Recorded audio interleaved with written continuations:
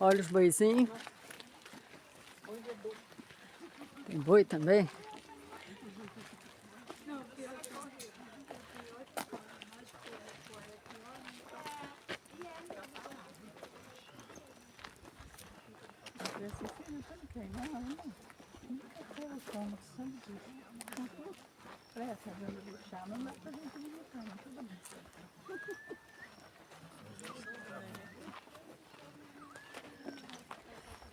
Olha aí. Tá olhando para nós aí.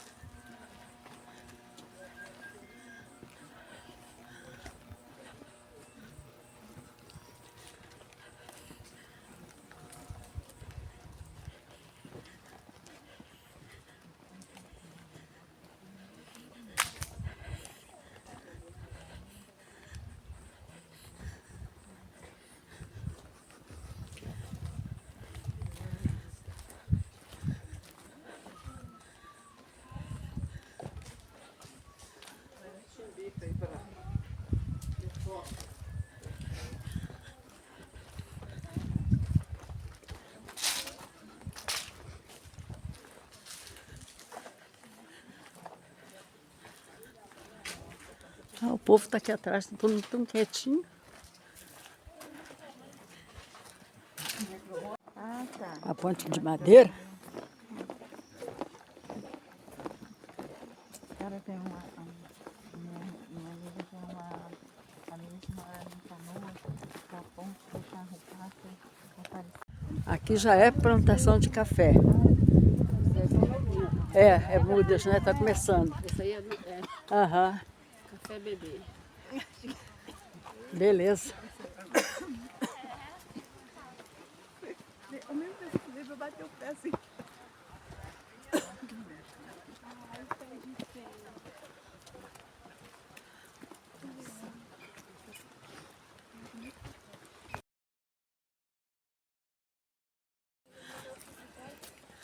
Esse sol fica atrás dessa nuvem aí para ajudar, né? Tomara.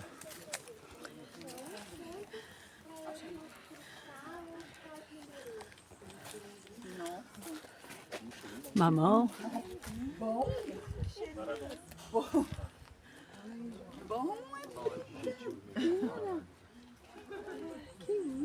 Cheirinho de café, né? E já tem cheirinho mesmo de café aqui. Fiz uma torra tem meia hora. Se vocês entrarem ali, Que legal.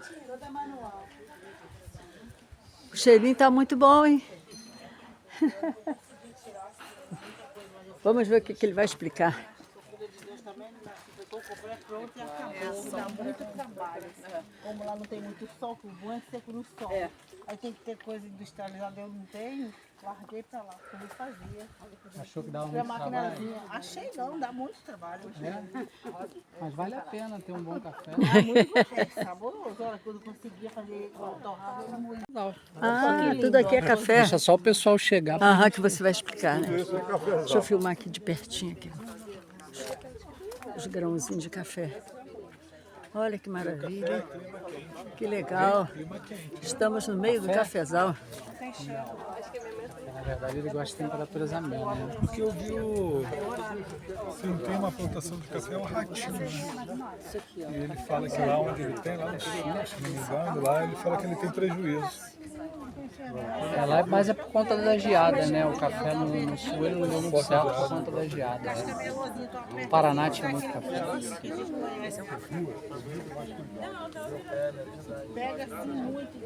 Gente, só cuidado com o carro aí, tá? Deixa eu parar aqui. Obrigado. Parar aqui. Gente, podem chegar um pouquinho pra cá, por favor. Eu acho que já chegou todo mundo, né? Acho Já. que não tem mais ninguém pra trás, não. Terminando de Deixa chegar. só eles descerem no carro aqui. Eu acho bem legal. Eu vou tirar foto da florzinha. Não, eu digo assim, é o da loja indiana. É o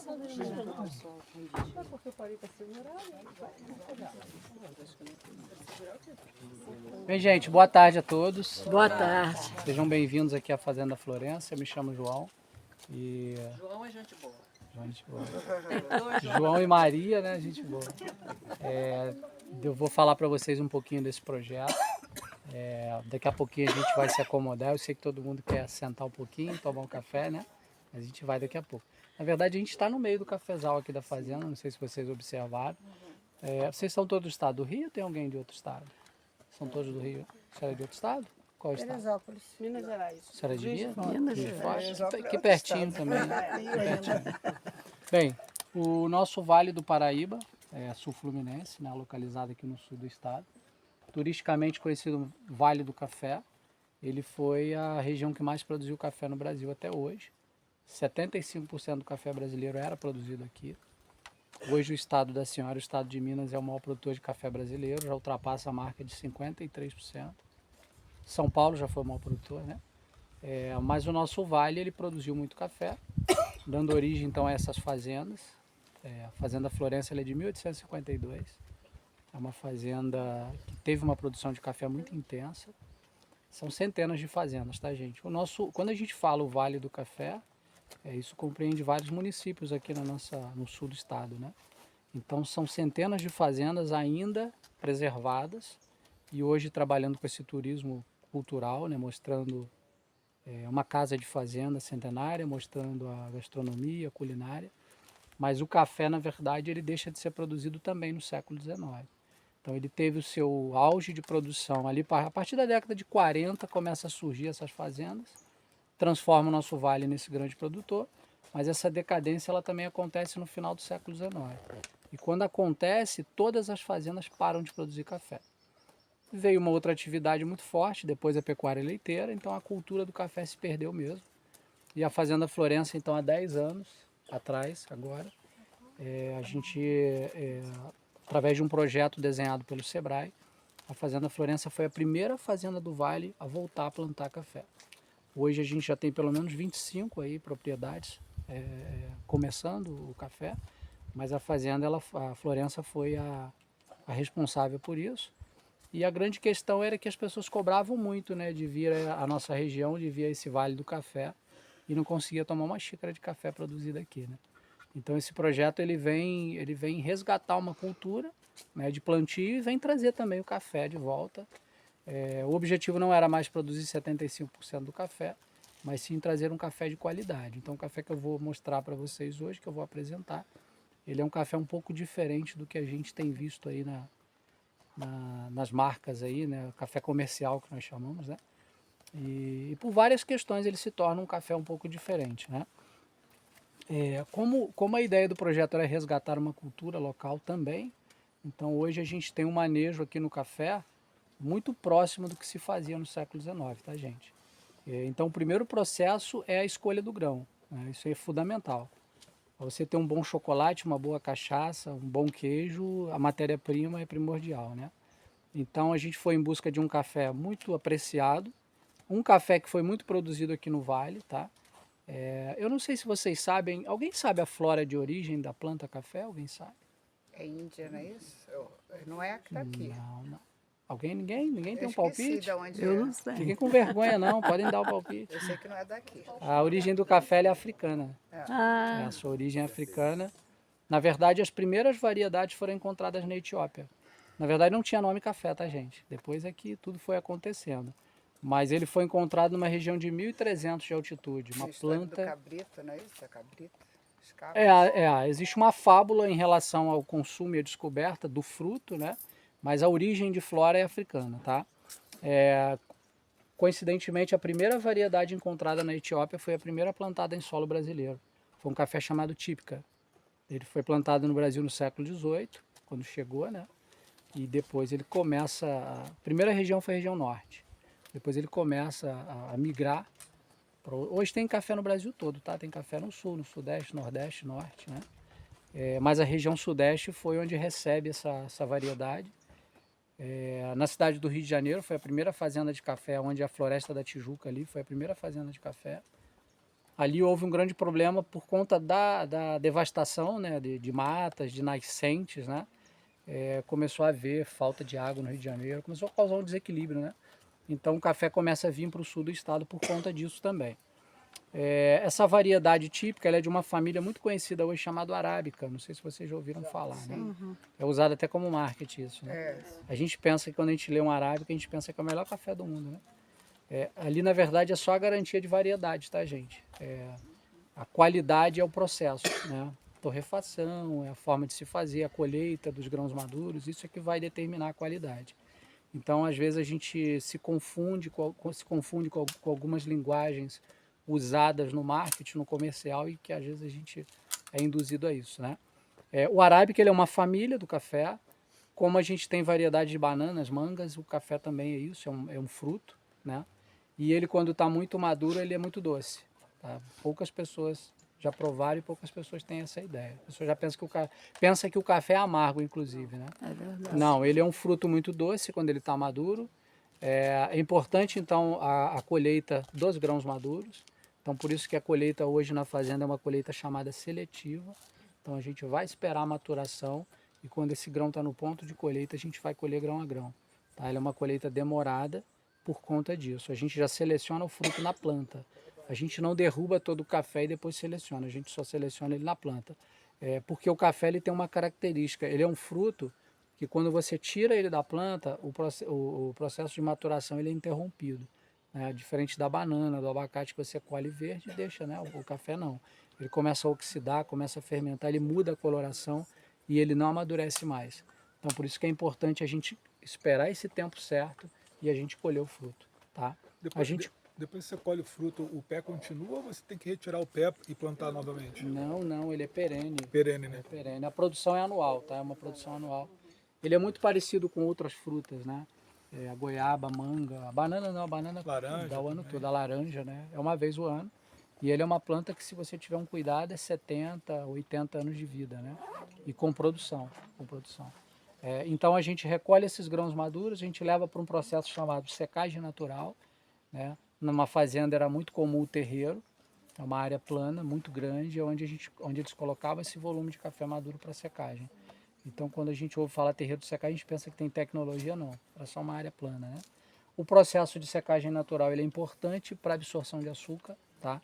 É por isso que a gente faz o processo de secagem. Quando você colhe esse fruto maduro, doce, a gente quer preservar essa doçura e a gente faz o processo de secagem para que esse açúcar continue sendo trabalhado ali, tá? Então, quando a gente recolhe o grão seco, já no ponto de descasque e torrefação, ele já absorveu o açúcar.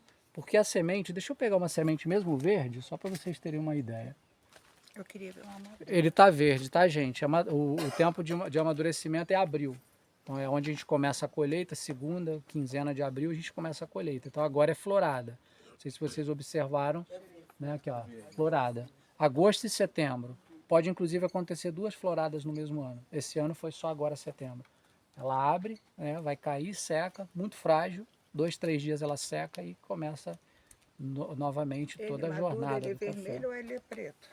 O café maduro, ele é o catuai, no caso da nossa variedade, ele é vermelho quando está maduro, tá?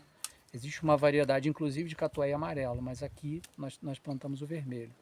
Esse cafezinho está verde, é claro, né? Ele maduro, ele estaria vermelho. A casca externa ela é muito fina, né? E a semente é volumosa, semente volumosa e dura. E onde está o açúcar do café? Ela está entre a casca e a semente. Existe uma umidade, uma membrana úmida, que são os açúcares do grão, tá? Do fruto. Então, já que eu não tenho esse açúcar na polpa, como que eu faço para que essa semente absorva açúcar? É a secagem natural. Tá? Eu vou deixar ele 25, 30 dias ali secando no sol e lentamente essa umidade vai sendo absorvida pela semente. E aí, quando a gente finaliza o processo de secagem, um grão seco, eu preservei todo o açúcar natural do café. Tá? E aí daí por diante é fazer o quê? Uma torra bem equilibrada para que essa doçura seja apresentada na xícara. Então quando a gente toma um café e a gente tem a sensação de que ele está doce naturalmente, é por conta disso, tá, gente? Uma característica do café que é muito marcante para nós, e nós nos acostumamos com isso, e é cultural, que é o amargor, ele não existe no café. O café, como o bom chocolate, ele não amarga. Esse amargor são queimas, são torras excessivas.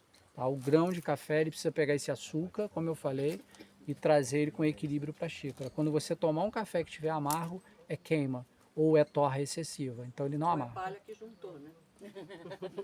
Aí depende do fabricante, né? Posso te fazer uma pergunta? Mas o amargor não é, o amargor é do açúcar.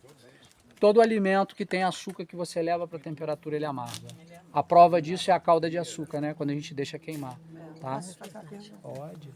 Ele está secando no sol. E essa seca, ela é coberta ou ela é ao ar livre? Porque e se chover? Não, a gente protege. E a secagem ela acontece geralmente numa época que quase não chove, é no inverno, Aí né? vocês botam uma lona Então a em gente cima. protege todos os dias. Nem o sereno pode, o Tá, café não porque pode. senão- A partir do momento que ele entra no processo de secagem, a ideia é perder 90% de umidade, então não pode entrar mais umidade. Então por isso que todos os dias a gente não espera nem o sol se pôr totalmente, a gente já protege. E aí amanheceu, a gente abre o café, legal. tá? Mas é uma época que chove pouco, então isso facilita muito, né? Legal. Na verdade, a mãe natureza ela faz tudo certinho, a gente precisa só seguir, né? Ajustar, né? Mas então a ideia do café amargo, gente, é por conta desse açúcar queimado ou torrado excessivamente, tá?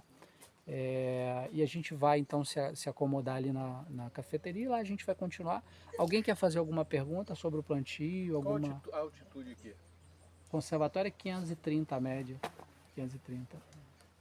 A partir de 450 você já pode plantar café arábica, tá, gente? Porque existe hoje uma situação de que as pessoas pensam que tem que ter muita altitude. Não, favorece, mas a partir de 450 você pode plantar café. Tá? O Robusta, que é uma outra família de café, tem até um Conilon que é muito produzido no Brasil, ele não exige, você pode plantar a nível do mar. Eu costumo até brincar e dizer que se plantar na areia da praia ele nasce, né? Ele é muito forte, ele é muito resistente, mas o arábica não. O arábica, abaixo de 450 você não produz nada. A planta até se desenvolve, mas não tem produção de frutos, né? Mais alguém? O café tem diferenciação. Quanto mais extra forte, é pior ainda. É extra queimado. É pior ainda. É extra queimado. Extra queimado. Não presta, né? Não presta. Vamos seguir então? Vamos. Forte já é ruim, o extra forte é pior. Tá queimando.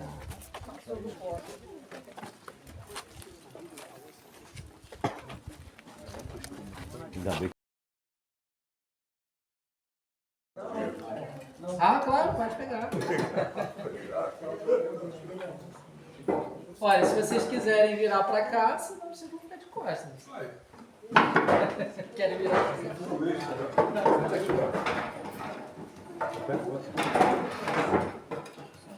Vou cobrar os 100 reais, hein? Isso aí, tá valendo. Aluguei a cadeira por 100 reais. Ofereceu, né? Gente, olha só, esse espaço aqui, o objetivo do projeto aqui da fazenda e da região não era plantar café, né, e vender simplesmente o produto. Então, quando a gente idealizou o projeto, a gente queria criar um espaço onde nos permitisse contar toda essa história, né, e depois tomar um bom café e transformar tudo isso numa experiência, né? A gente recebe aqui inúmeras pessoas, né, de outros estados, de outros países. Semana passada a gente recebeu um grupo aqui de franceses. Eram 42 franceses. Imagina esse salão aqui, só francês falando. Fiquei meio tonto, né? E gosto muito de café. Né? A cultura de café pelo mundo é muito grande. A gente consegue, né, ver isso. E o brasileiro também tem uma cultura muito forte. É muito difícil ter alguém que não gosta. Tem alguém que não gosta de café aqui? Fica com vergonha, não pode levantar. Não que eu queira que levante, né? Ninguém, que bom. Geralmente é um ou dois que não gostam. E aí quando eu pergunto, você não gosta de nada do café, nem do aroma? Não? Não, do aroma eu gosto. Então gosta de café. Mas é muito difícil a gente ter alguém que não goste, né? O café ele faz parte da nossa cultura. A gente aprende já pequeno, né? A tomar café, café com leite. Tudo termina em café. Né? Vem cá, vamos passar um cafezinho, principalmente no interior, né? No interior a pessoa fala, vai lá em casa hoje pra gente tomar um café, né? Então o café é tudo isso. Então a ideia do projeto era mostrar isso, mostrar a cultura, claro que falar um pouquinho, né, de métodos, de como se fazer, torra. Isso é legal também, a gente melhora um pouquinho o nosso café. Então, como eu disse para vocês, o café é um fruto muito doce, né? Ele tem ali sacarose, glucose, são os açúcares do café, do fruto. E quando tudo isso é transportado para uma máquina que tem temperatura, que tem calor, né? Isso começa a mudar um pouco as características do café. A primeira técnica de se consumir café processado foram os árabes. Na Etiópia se consumia frutos, né? Eles pegavam aquele frutinho vermelho e chupavam, né? Depois os árabes começaram a triturar o grão sem torra, tá? Triturava o grão e tomava infusionado. Tem até uma briguinha aí entre os etíopes e os árabes, né? De quem começou, quem fez isso. É claro que a origem foi lá, então provavelmente o primeiro consumo foi lá, mas de café preparado foram os árabes, de pegar café e água, né? Então eles pegavam, trituravam os grãos, colocavam num recipiente, água quente. A água quente ela ajuda a extrair com mais propriedade, né? Então por isso que se usa água de temperatura. Ela entrava nesse grão, fazia ali um processo de infusionamento e eles tomavam esse infusionamento, João, né? mas era escurinho igual que é atualmente? Não tinha torra, não tinha torra. Era clarinho, triturado o igual grão. Ele não tinha coloração de café torrado como tem agora, né? Depois é que começam essas técnicas. Tudo, na verdade, foi tudo por um acaso, tá, gente? Como alguém pensou em torrar, moer, isso tudo foi acontecendo. Mas o primeiro processo foi o café infusionado, triturado pelos árabes. Consumido foram os etíopes sem fruto, né? E depois vem outras técnicas, vem equipamentos. E depois começa a surgir o café torrado, é o que mais atrai a gente, né? Quando a gente pega um grãozinho maduro, é docinho e tal, mas não tem nenhuma característica que agrada muito. A torra é que traz tudo isso, né? Aroma, questão de textura no café, questão de coloração, né? Tem gente que toma um café só com uma determinada cor, o outro com outra coloração. Isso tudo vem com a torra. E a torra ela já acontecia no século XIX dentro de máquinas, né? A gente escuta as pessoas falar, mas o meu avô torrava café numa panela de ferro, né? Descascava no pilão. Isso tudo, gente, era para uma produção em casa, para o consumo da fazenda ali, do pessoal que morava, né? Para comercialização, eu estou falando de uma região que produziu 75% de café. Se a gente for falar hoje da produção de Minas, que é 53%, e falar de toneladas, é só para a gente ter uma referência. O que se produzia aqui de toneladas, né? Muito café. Então, como que ia descascar cafezinho no pilãozinho? Não dava, né? Tanto que na fazenda tinha o quê? A casa de engenho. A casa de engenho era uma estrutura gigantesca, as máquinas de madeira muito grandes, e fazia todo o processo de limpeza, de separação. Só não era comum o dono da fazenda torrar o café na fazenda, ele só torrava para o consumo, né? Tanto que hoje a gente tem algumas marcas aí muito conhecidas, que eu não posso citar nomes, né? Que são marcas centenárias, de torrefação, nunca produziram um pé de café. Se especializaram lá atrás em torras. Era comum o dono da fazenda produzir o café, colhia, secava e vendia nas sacas de juta o café com casca. Aí surgem então as torrefadoras, cria-se uma cultura, quando o café começa a aumentar muito sua produção, cria-se uma cultura de torrar mais o café, para que esse amargor ele seja proposital e apague alguns defeitos no paladar, tá? Hoje, gente, qualquer alimento ruim tem técnicas de camuflagem de paladar, né? Se você pegar um chocolate e ele é tão ruim, aí o cara exagera aqui no açúcar, né? O café ele exagera no amargor, né? Na super torra, para trazer o amargor e você não conseguir perceber, né? O vinho, quando é muito ruim, vamos trabalhar ou a acidez ou o açúcar também, porque isso não é tão desagradável no paladar. Quando você pega uma coisa mal feita e que você não traz esses recursos, a pessoa identifica, nossa, que coisa ruim, né? E o café foi por conta disso, né? Começou a crescer muito o volume de café verde começou a crescer misturado ao maduro. Por que misturado? Porque, gente, quando você começa a produzir, quando o volume é muito grande, você não consegue ser tão seletivo, né? A uva é assim, o café não é diferente. Se você, eu quero fazer uma colheita seletiva numa fazenda que tem aí 1 milhão de plantas, impossível. Você imagina colher grãozinho a grãozinho maduro? Então começam a usar o quê? Máquinas, começa a vir a tecnologia, né? Começa a vir a mecanização, e tudo isso começa a ser substituído pela mão de obra do homem, né? Pela mão mesmo, e aí essas máquinas começam a fazer isso, começa a colher muito café, né? Ela não consegue fazer essa separação, não existe nenhuma colheitadeira hoje que ela entra num cafezal e ela consegue, vou separar só o madurinho. Não, ela derruba todo o café. Consequentemente, café verde, seco, café que ainda não está ali no meio, né? Ainda está meio rosadinho. Então, quando você pega esse fruto verde e mistura esse fruto maduro, não tem como dar certo, né? E aí vamos então queimar ou torrar excessivamente para que o amargor fique lá em cima e a gente não sinta que o café está verde. Porque é perceptível. Se você pegar uma pessoa que conhece café no paladar e você der um café que foi colhido verde, torrar e der para ele vai falar, tá verde. Tá? Isso aí não tem como esconder. Então, quando você queima, não. Quando você queima, já é até o oposto. Se você pegar um bom profissional que tem um paladar sensível, você der um café amargo, ele vai dizer, tá amargo, como qualquer um diria, entendeu? Então, foi uma técnica para esconder defeitos, tá, gente? A gente se acostumou a isso, tem gente até que gosta desse amargor, então a gente jura que o café amarga. Então, ele não amarga. Aí ele só vem amargar por conta dessa queima. Tá? A gente se adaptou a colocar açúcar, adoçante, misturar com isso, misturar com aquilo, e a gente nunca se atentou a pensar por que o café é amargo, né? Por que o chocolate é assim, por que a cachaça ruim é assim, por que o bom queijo é diferente de um queijo ruim. Né? Então, assim, é legal a gente dar essa referência para vocês, que eu tenho certeza que vocês vão melhorar o cafezinho. Né? Existe uma questão também importante da gente falar.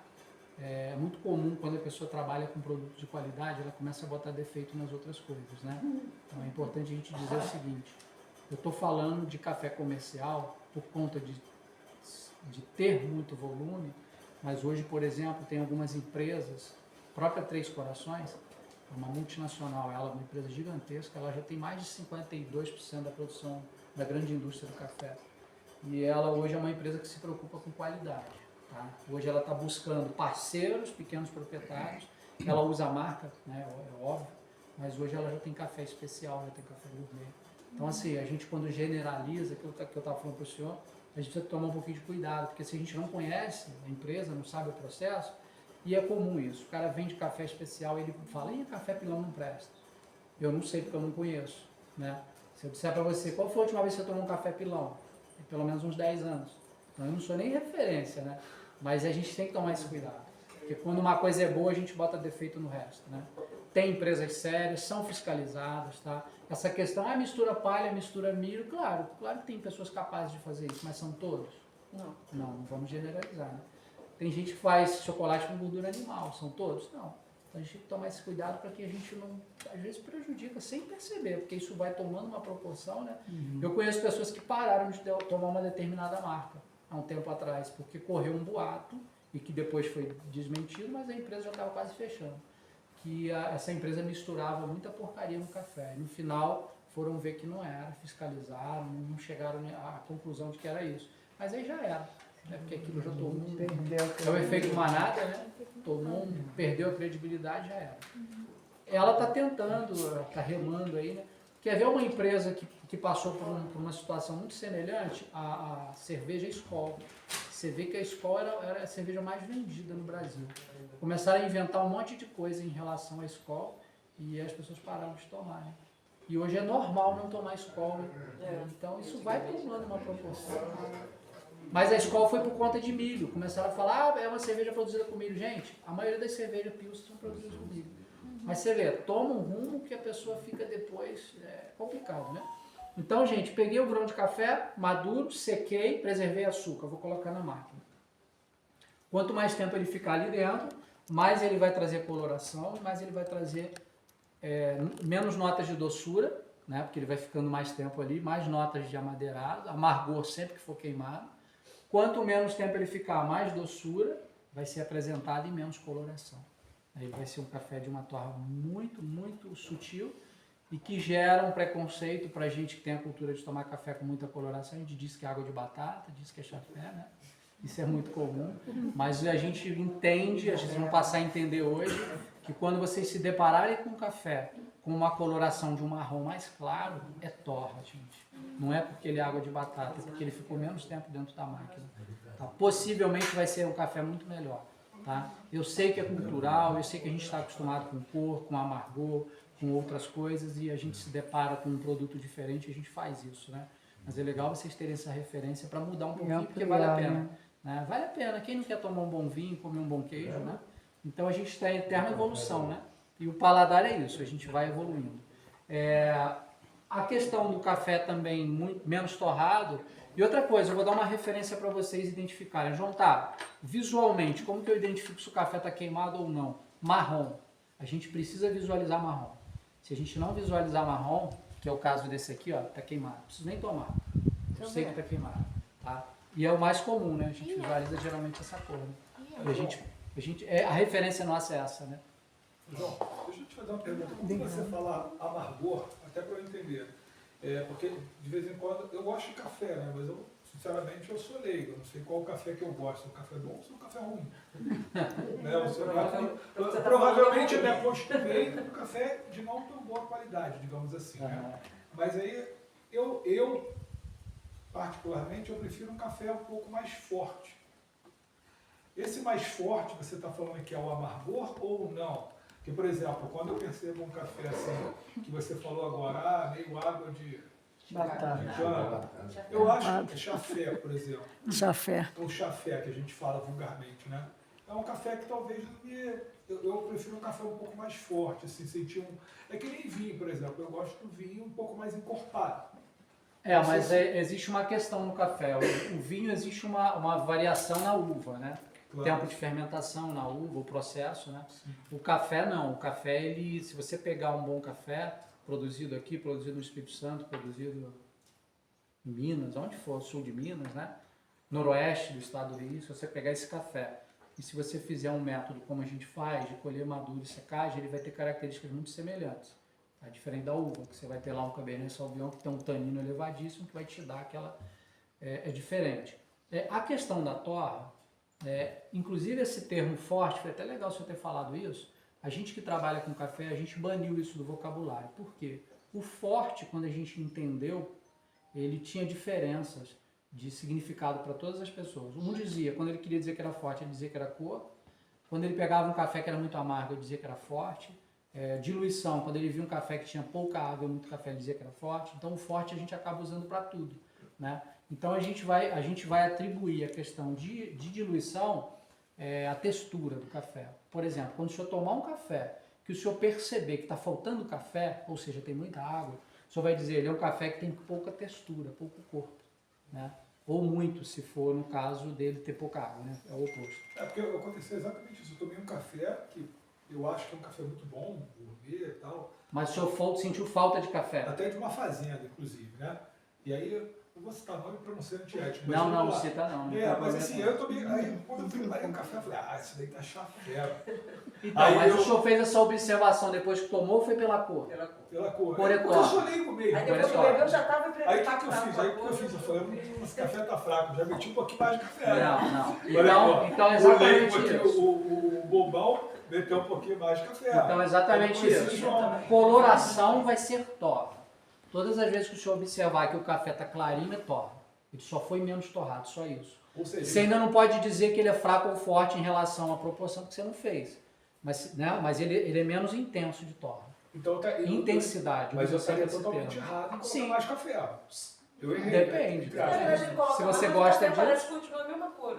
Então, só para ficar fácil, observou coloração é torra. É torra. Se está clarinho é menos torrado, se está mais evoluído é mais torrado. É torra. Então não dá para você saber se ele está bem ou não diluído porque não está preparado. É torra, só isso. Aí a gente atribui a intensidade. Mais intenso ou menos intenso. Tá? A gente usa assim. Quando você vai tomar ele, que você percebe que tem pouco café e muita água, aí é diluição. Aí é corpo ou textura. Então esquece o forte. Tá? Quando você vê a coloração é intensidade. Quando você prova é corpo ou textura. Percebi que tem pouca água e muito café, com muita textura, muito corpo. Tá? E aí a questão de avaliar água de batata ou chafé, a gente não consegue saber por conta disso, né? Porque cada um fala atribui de uma forma, né? Então, gente, é preconceito isso, não tem jeito. E por conta da gente não ter ainda esse café, agora que está chegando, né? Mas há 10, 15 anos atrás, a gente tomava café era tudo isso aqui é referência, né? Hoje não. Hoje as pessoas apresentam para você um café que não tem cor de café, que a gente pensa que não tem, né? Mas o marrom, ele identifica a torra, tá? Mesmo sendo mais fechado ou mais aberto, precisa ter marrom. Não identifiquei marrom, tá queimado, tá, gente? Não precisa nem beber.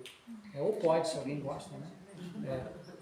A questão do forte é por quê? Porque quando a gente aprendeu a tomar café, a primeira coisa que ensinaram pra gente, café bom tem que ser forte. Ninguém fala que café bom é fraco. Ninguém, você nunca ouviu isso de ninguém. E o que é forte? Legal. Amargor, cor. E aí a gente atribui tudo isso a ser bom. Mas se eu estou dizendo para vocês que quanto amargo e quanto mais intenso de coloração é queimado, então ele não é bom.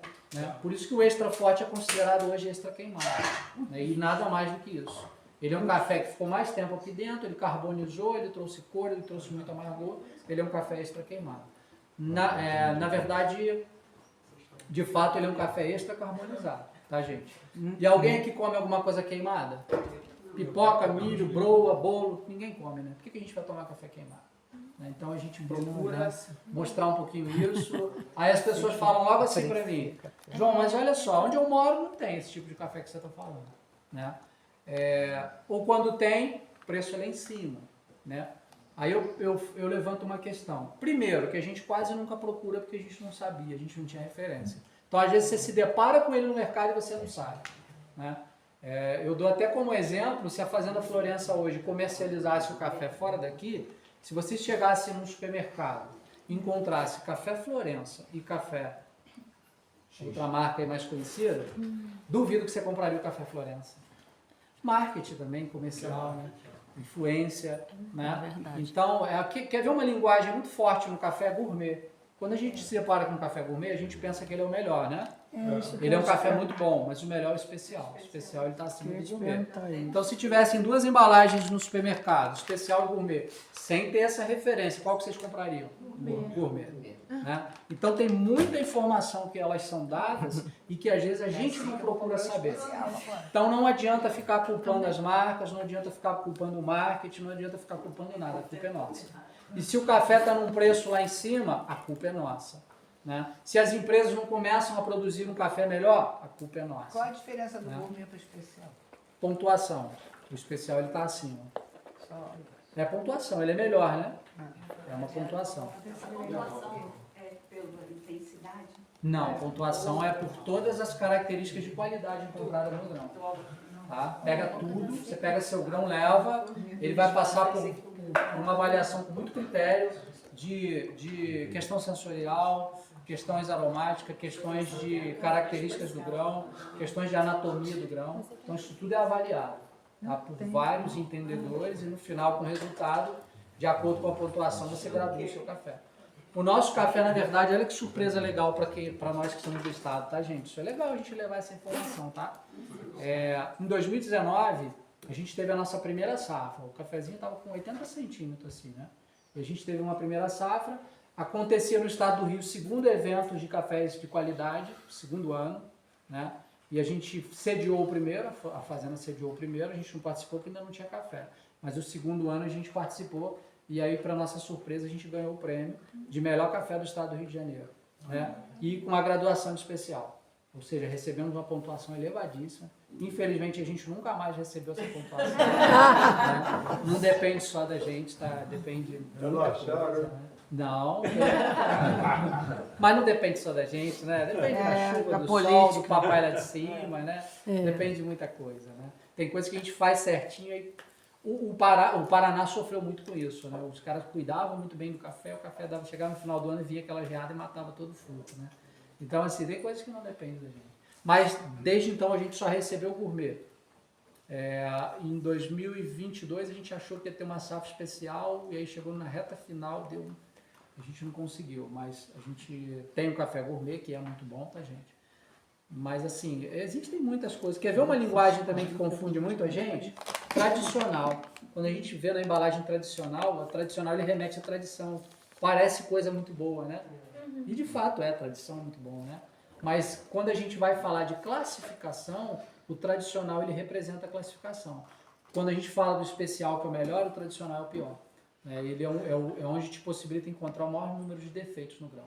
Tá? Tô falando, gente, uma linguagem mais técnica, né? E aí, tecnicamente, o que é pior, o tradicional ou o extra forte? O extra forte. Extra forte não é classificação.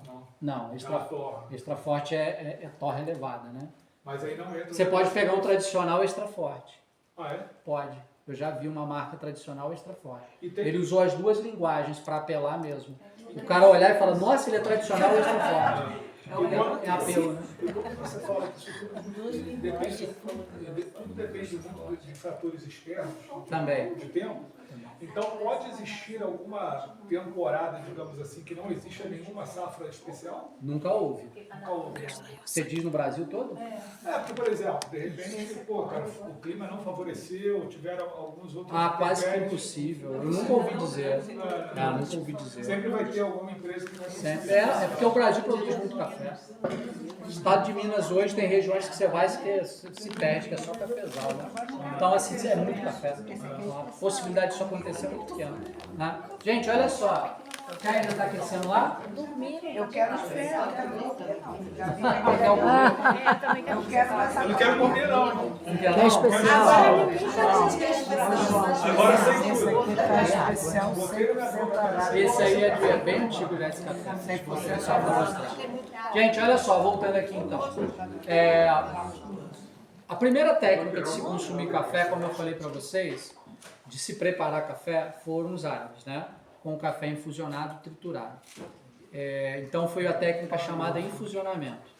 O que é infusionamento? É todas as vezes que eu pegar um grão de café, seja moído ou não, seja torrado ou não, como foi os árabes, e colocar ele em contato com água quente. Eu vou colocar ele em um recipiente, vou jogar água quente, vou deixar ele por um tempo, eu que vou determinar o que eu quero, e aí eu tomo esse café, eu vou tirar o café. Isso se chama infusionamento. É uma técnica muito usada hoje. Existe um equipamento muito conhecido que é a prensa francesa, né?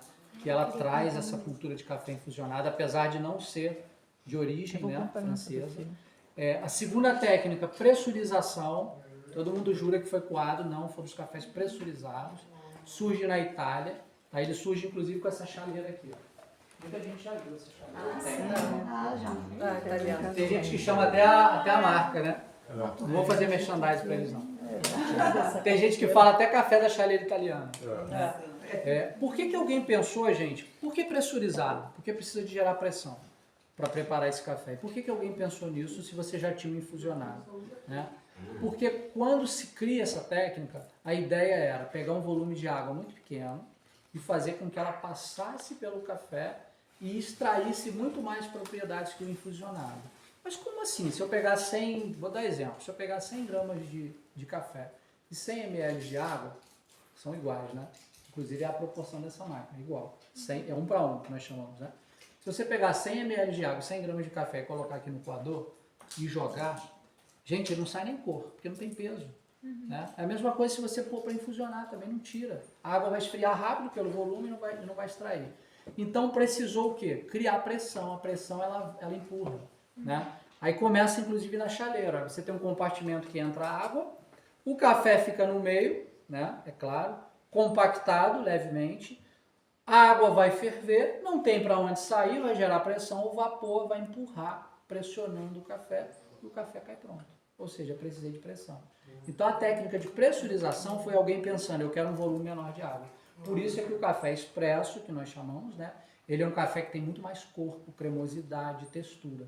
Porque ele faz isso, ele tem um volume pequeno de água. Né?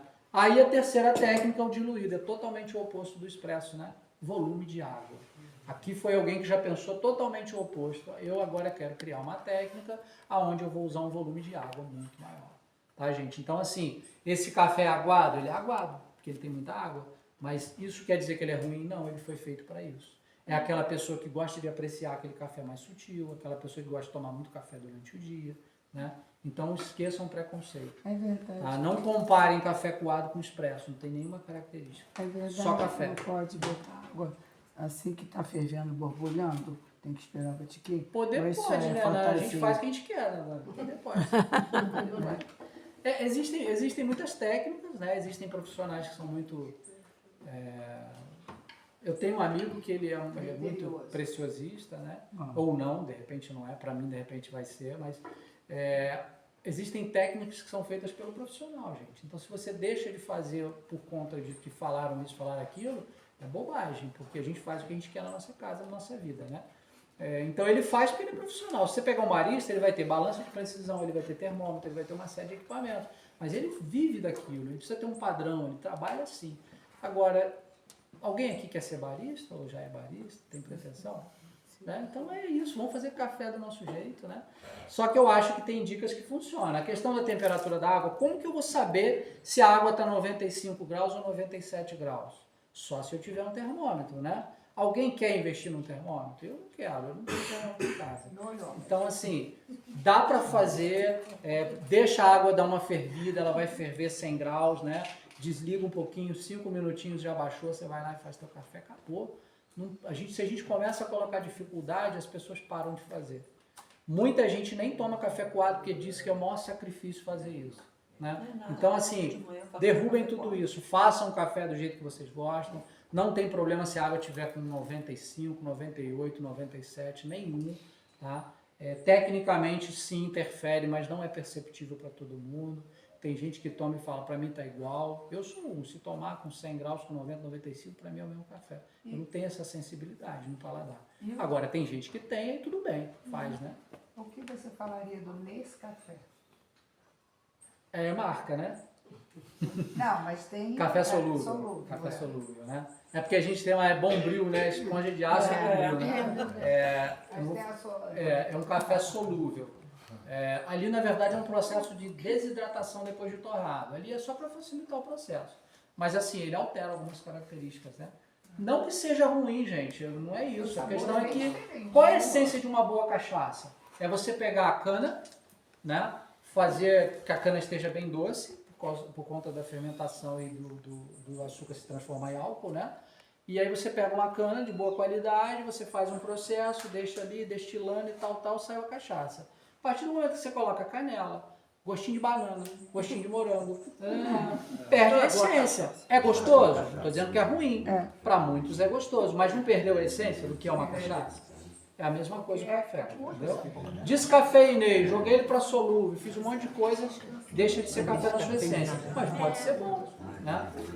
E a terceira técnica, gente, café coado. Tá? O que é coado? Todas as vezes que a gente pegar um filtro, você colocar o café e a água passar por ele. Você está coando. Tá? Então o nome disso aqui não é café filtrado, é café coado. A gente só chama de filtrado porque existe um filtro. Mas eu não posso chamar de filtrado, sabe por quê? Porque existe um infusionado que tem um filtro e ele não é coado. Ele é infusionado com filtro. Então quando você quer se referir a isso aqui, é coado. Tá? Na maioria das vezes usa esse filtro mesmo. Né? Então a técnica é essa, é café, água passando. E a técnica vem trazer o que eu falei, diluição. Esse aqui costuma ter 8 ou 1 para 10. Né? 1 para 8 ou 1 para 10. Ou seja, 1 de café, 8 de água e 10 de água. Então ele é um café diluído. Sem preconceito, não é água de batata e mexafé. Tá? Ele é para ser feito assim mesmo. Se não gosta, busca uma outra técnica, busca outro equipamento. Tá? Então por isso que é muito legal a gente fazer uma reflexão muito rápida. O que mais me agrada no café? Aroma, cafeína, tomar muito, volume, corpo, textura? Aí eu vou buscar um equipamento que seja mais eficaz a isso. Né? Então não tem segredo nenhum. Eu sou aquela pessoa que gosta de café mais concentrado. Então de repente isso aqui para o senhor não está valendo muito. Né? João, mas eu não posso botar mais café? Vai saturar. Se você botar muito café, você vai fazer um expresso aqui, não funciona. Porque o expresso, a própria pressão, ele tira o que do café? Tira óleo, tira cremosidade. Por isso que quando você toma um expresso, ele não é seco. Você toma, ele é cremoso, por isso que ele é gostoso. Se você tentar fazer aqui, meio quilo e meio litro, vai ficar seco, não tem cremosidade, porque não teve força para extrair o óleo que dá cremosidade. Então, assim... Eu tenho plena consciência que eu não sei nada. Tá com... Eu saí daqui. Hoje eu saí Ninguém daqui sabe aqui. consciência disso. Mas assim, máquina de café expresso, vulgo cápsula de café. O que você diz a respeito? Aquele café que estão, aquelas cápsulas ali, suponho eu que devem ter de várias marcas, boas e não tão boas. Sim, como qualquer café. Então, por exemplo, existem as cápsulas então, especial, que são confiáveis. Especial, então, beleza. Eu já vi cápsula da Nespresso Gourmet especial. É um bom café. Ali é só o método. O fato de estar dentro de uma cápsula, o que a gente pensa logo? Ele é um café ruim, né? Não é aquele café... Não. Agora, tem que observar se tem muito aditivo, se tem muito conservante, se tem aromatizantes artificiais. Isso como qualquer produto, tá, gente? Se você pegar uma embalagem de café para fazer café coado, é a mesma coisa. Você vai dar uma olhada, ver, pesquisa, tem o QR Code ali, né? Pesquisa a empresa, se usa muito conservante, corante, se está na embalagem, né? Então, o fato dele estar encapsulado não quer dizer que ele é ruim, tá? É buscar informação da marca, da empresa, né? Por isso que eu sempre falo, tem profissional que ele tem muito critério, é o cara às vezes muito radical e ele fala, o dele é bom, o outro é ruim. Então não é assim não. Eu já vi café de cápsula gourmet especial, café bom, né? Cápsula gourmet. Tia Eda, tá quente? Já tá prontinho para fazer. Pode fazer, por favor.